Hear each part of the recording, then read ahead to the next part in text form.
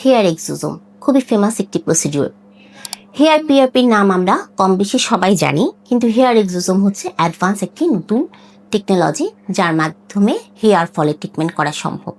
Hair পিআরপিতে আমরা growth ফ্যাক্টরটা পেশেন্টের শরীরের যে ব্লাড আছে সে ব্লাড থেকেই কালেক্ট করি, কিন্তু অনেক সময় দেখা যায় পেশেন্টের পিআরপিতে সেরকম রেসপন্স আসছে না, হতে পারে পেশেন্টের শরীরের গ্রোথ ফ্যাক্টরটাই কম।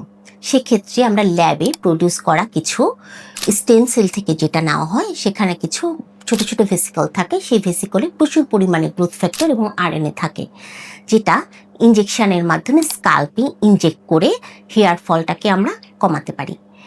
এই হেয়ার এক্সোজোমে শুধু যে গ্রোথ ফ্যাক্টর দিয়ে হেয়ার ফলিকলটাকে হেয়ার গ্রোথের জন্য স্টিমুলেট করছে, ব্যাপারটা শুধু তাই নয়, পাশাপাশিতে হেয়ারের যে অ্যানাজেন ফেজ বা হেয়ার গ্রোথের যে ফেজটা আছে সেই ফেজটাকেও বাড়িয়ে দেয়।